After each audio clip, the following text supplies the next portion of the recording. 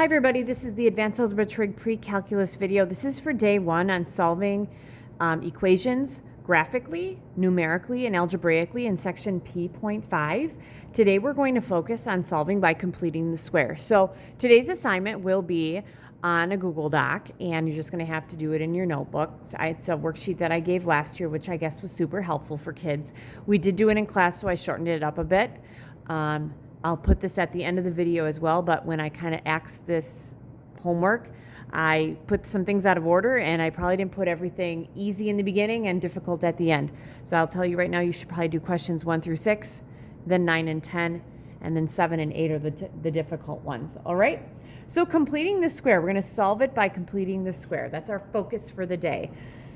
Okay, so the first thing we're going to do, I'm going to give you an equation, x squared plus 8x equals 13. Okay, I'm going to go through this kind of like the CPM way on how we did it in the past, and how we're going to, and then we'll just get rid of diagrams. Okay, so what we had is in CPM, if you did this in algebra, we had a square. Okay, and what happened was that square had to have something like this, and we had the x squared term always here. And we had our x's would go in these spots, these two, and then our units would go here, okay? And we had to fill this square. Now, I'm not going to worry about the 13. When you're completing the square, one thing you want to make sure happens, you guys, is you have the x squared term first, then the one that has the x next, and that equals the number. That's the easiest way to solve these things, okay? And we'll be completing the square in a variety of math problems. So, here's what we would do. So on the left side, 8x. Wouldn't we have 4 x's here? I'll try to do my best. I'm not the best drawer, but there's 4 x's here. And then I could put 4 x's here. Wouldn't that give me my 8x? And then how many are here? That would be 16, right? So in order to get this square, I would have to add 16 to this side. And to balance my equation, because we had a balanced equation, if I add 16 here, I got to add 16 here. All right? So the right side is definitely 29. All right? Now, here's the thing. Rather than writing this as x squared plus 8x plus 16, which would be x squared plus 8x plus 16, that's this, couldn't we say that this side is an x plus 4 long, and that is an x plus 4 long? It's supposed to be a square. Well, would that be x plus 4 squared? There you go. And then we want to get the x by itself. What's the next step? Let's get rid of that square root. Square root both sides. We get x plus 4 equals. Now, when you guys take the square root of both sides, you actually get 2 answers, okay? Just think about it. If I go off to the side and I said, let's say I had the square root of 25. What's the square root of 25? It's 5, but it's also negative 5. So we say it's plus or minus 5. Therefore, in this one, this is going to be plus or minus the square root of 21. All right? And then we're going to subtract 4. X is going to equal negative 4 plus or minus the square root of 29. All right? So that's it, okay? So if you had completed the square in algebra, that's a little refresher with the algebra tiles. I'm going to kind of go through things now where I wouldn't use the algebra tiles. I'm going to just kind of use my head. And I do have a lot of these. I have like 7 examples. So if you don't want to do the last couple of them, that's okay. But we got a lot of things to get through because these get a little more difficult. X squared minus 10x plus 13 equals 0. Sorry about that. All right. Now, we're dealing with quadratics, and we'll look at some graphs of quadratics. It should make sense. Quadratic, it's x squared. We're going to have 2 answers. All right. So I said that for completing the square, you want your x squared first, your x, and that equals a number. Let's subtract 13. Minus 10x. I'm going to leave a space here. It'll make sense in just a moment. That equals negative 13. So here's what I want you to do. We wanted to create a square, you guys, right? So I needed these things to be exactly the same so I could get something squared. So it would make sense that we'd have x and x. So what would these numbers have to be so that when I combine the outside and inside, like we did when we were factoring, it's negative 10? Well, they'd have to be 5, right? To get negative 10, what would we have to have the 5's be? Positive or negative? That's negative, right? So we want it to be x minus 5 squared, which is awesome, okay? But x squared, we got x squared minus 5x is 10x. Don't we have to add 25, because negative 5 times negative 5 is 25. If I add 25 to this side, I have to add 25 to that side because it's an equation what I had in pencil, and I'm changing it, and I have to keep those sides the same. Okay, 25 minus 13 is going to give me 12. Oh, some of you are not going to be happy right now. Take the square root of both sides. We get x minus 5 equals. Remember, when you take the square root of both sides, you get two answers, plus or minus. All right, the square root of 12. Are there any perfect squares in 12? Yes. 4 times 3. 4 is out as a 2, and that's the square root of 3. All right, let's add 5. X equals 5 plus or minus 2 square roots of 3, and that is your answer. And if you want to, you can actually find that as a decimal. It's not necessary. All right, so that's my second one. So that's the process I'm going to use. This is how I get my square. I'm always thinking, okay, first I want my quadratic and my linear term alone. Then I want to make this into something times itself, so it's something squared. So we got to go through the math where we actually make that happen. All right, here we go. We're going to make this a little more complicated. Am I numbering these? Yes. Number 3, x squared plus 5x minus 10 equals 7. Okay, so remember the whole goal was to get the quadratic and the linear term by themselves. Let's add 10. I have x squared plus 5x, that equals 17. All right, the goal here is to get something times something, which is something squared. So this would be x and x. The outside and inside has to combine to give me 5. So wouldn't that be plus 2.5? And this would be plus 2.5. So x times x is x squared. On the outside I have a 2x, and on the inside I have a 2x. That gives me 5x. Now, 2.5 times 2.5 is going to give me 6.25. So I got to add 6.25 here because x plus 2.5 times x plus 2.5 is that. I have to add 6.25 over here as well because it's an equation. So I'm going to have x plus 2.5 squared, and I just use decimals because it stopped. And this is a nice one. That equals 23.25 because I add them. So every once in a while I'll have kids and say, do I ever subtract these? Well, if you would subtract on this side, you'd have to subtract on that side, okay? Because you're doing the same thing. It's a equation, all right? All right, so my next thing is, what I got to do? I got to take the square root of both sides. I'm going to have x plus 2.5 equals plus or minus the square root of 23.25. Because remember, we took the square root, so we have two answers. And graphically, in your next lesson, that'll make sense why you have 2. And then I'm going to subtract 2.5. X equals 2.5 plus or minus the square root of 23.25. Right? And that's it. Oh, sorry. I forgot the negative right here. My bad. And that's it. You can leave it like that, or you can find your decimal. Fourth one, x squared. So these are getting a little more difficult, you guys. Plus 17 equals 0.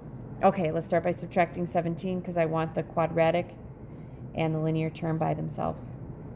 All right, the goal here is something times something else. Now, some of you are going to begin to find the trick to get this number, and that is awesome. Go ahead and use it. Okay, x squared is x and x. 9, half of 9 would be 4.5, and then 4.5. Let's go with plus. So that's going to give me x plus 4.5 squared. All right, x squared, 9x, 4.5 squared gives me 20.25. So I have to add 20.25 here, add 20.25 there, subtract 17, and I'm going to get 3.25. All right, next step, let's take the square root of both sides. I'm curious to see if there is a square root of 3.25. There is not, it's nasty. So I get x plus 4.5 equals plus or minus the square root of 3.25. Subtract 4.5. X equals negative 4.5 plus or minus the square root of 3.25. That's my fourth one. All right, number 5. We're getting there, you guys. All right, so what do you think is different about this one? 3x squared plus 6x plus 11 equals 5. All right. So what makes this one a little different is I have a number in front of the x squared, and I hadn't had that before. So I got to deal with that. Okay, before I do that, let's start with subtracting 11.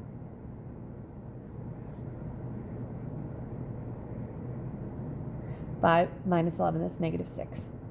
All right, so we only know how to complete the square when this is an x squared in here. So what I'm going to do is I'm going to factor out a 3.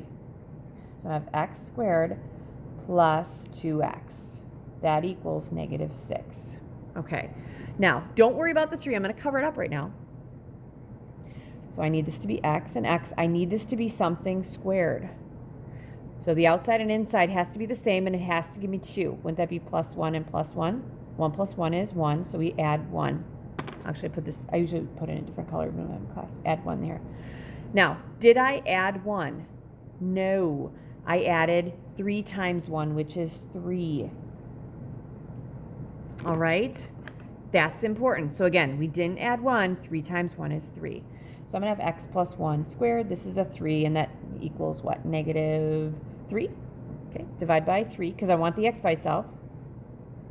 X plus 1 squared equals negative 1, and take the square root. All right. All right, guys, what is the square root of a negative 1? You can't do it, right? Because a square root means I multiply something times itself, and I cannot multiply something times itself and get an answer. So we'd say there's no solution, and in the math world, we use a 0 with a line through it. It is undefined. Oh, kids love those because there's no answer. Number 6, 5x squared minus 20x minus 18. I'll give you a heads up on your homework. There's none of those. I just did your homework. Some of them were like, ugh. So here it is. Okay, first step. Get the x squared and the x by itself. Let's add 18. Oh, looks like there's going to probably be an answer here. 5x squared minus 20x equals, that's 19. Okay, I only know how to complete the square with an x squared, so I'm going to factor out a 5. And I'm going to leave a space right here because I have to figure out something times itself equals x squared minus 4. X squared is x, and x, 4 is going to be 2 and 2. How do I get a negative 4? Those are both minus. So wouldn't I have to add 4 here? Okay, did I add 4? No, I added 5 times 4, so I'm going to add 20. All right, guys, so here we go. 19 plus 20 is a 39. That's x minus 2 squared. All right, take the square root. Wait, sorry. Got a little ahead of myself. Forgot my 5. Got to drop that 5. Divide by 5. X minus 2 squared equals 39/5. All right, we're going to take the square root of both sides. I'm going to go back over here. So I'm going to have x minus 2 equals plus or minus the square root of 39/5. We're not going to worry about rationalizing denominators. We're going to actually do that fourth quarter. I'm going to give you guys a couple days of just rationalizing denominators. Add 2. Answer is x equals 2 plus or minus the square root of 39/5. All right, so that's what we have there. Remember, if you look at all my examples so far, you guys, the plus or minus, it's like your sign, okay? So I don't know if I had anything that was like this, but what this means is you would have x equals 2 plus the square root of 39/5 for one answer, and x equals 2 minus the square root of 39/5 for the other answer. Those are my two. Which brings me to my last one. Yes. All right. If you got the last one, that's great, but this one's a little more challenging. I actually started with it the right way. Okay, 7x squared plus 21x. You can go ahead if you want to pause the video and then come back and look to see if you did it right. It's totally up to you. All right, so here we go. Take out a 7.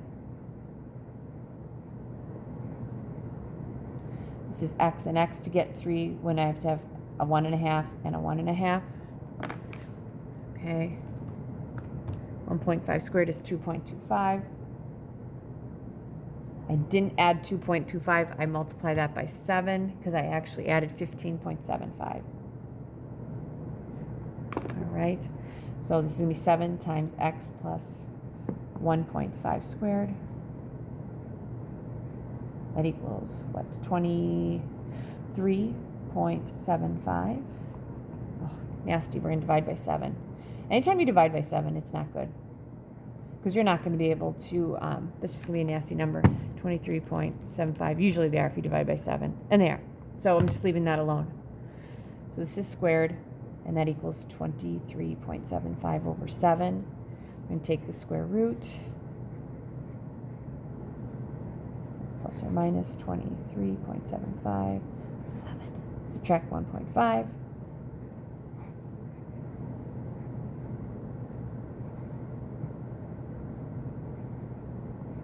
And there's your answer. X equals -1.5 plus or minus the square root of 23.75 over 7. So if I want to figure out my answers, I would take x equals -1.5 plus the square root of 23.75 over 7. I'll actually do that. So -1.5 plus the square root of 23.75 divided by 7 would give me about 0.34. That little squiggly means it's about. And if I want to do the -1, it would be about -3.34. All right, so that's that. Okay, attached to this video is a Google Doc. There's some problems on there. There are 10 of them. I will tell you going in the order of 1 through 6, 9 and then 10, and finally 7 and 8 are probably the best way because 7 and 8 are the most challenging. All right, good luck.